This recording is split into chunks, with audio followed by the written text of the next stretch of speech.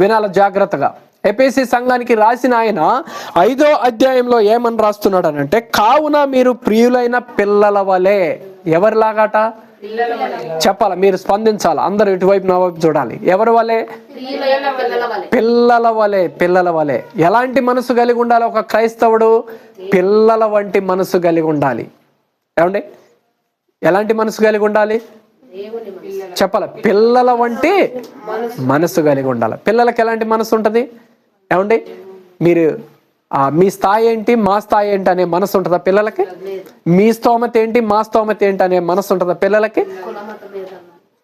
వాళ్ళని ఎక్కడికైనా తీసుకెళ్ళండి, మనం వాళ్ళ ఎదురింటి వాళ్ళ ఇంటికి వెళ్ళాలి అని అంటే కొంచెం సేపు ఆలోచించాల్సి వస్తుంది. కానీ మనం తీసుకెళ్ళి అటు ఇటు ఎతికే లోపు వాళ్ళు ఏడుంటారు, ఎదుటోళ్ళ ఇంట్లో ఉండి ఆ పిల్లలతో ఏం చేస్తూ ఉంటారు? ఆడుకుంటా ఉంటారు. కాబట్టి పిల్లరా, పిల్లల వంటి వారై దేవుని పోలి.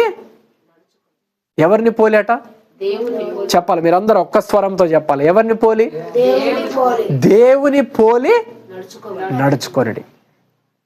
అందుకే అపోస్తలుడైనటువంటి పౌలు గారు రాసినటువంటి ప్రతి ఒక్క పత్రిక కూడా మనం చాలా జాగ్రత్తగా గమనిస్తే పిల్లరా, ఎక్కడ చూసినా కానీ ఆయన ఏమంటాడు అని అంటే, మీరు దేవుని వెంబడించండి, లేకపోతే దేవుని పోలికగా నడుచుకొనండి, లేకపోతే దేవుని విడువక శ్రమైనా కరువైనా ఖడ్గమైనా ఆయనతోనే నడవండి అని చెప్తూ వస్తూ ఉంటాడు అపోస్తలుడైన పౌలు గారు.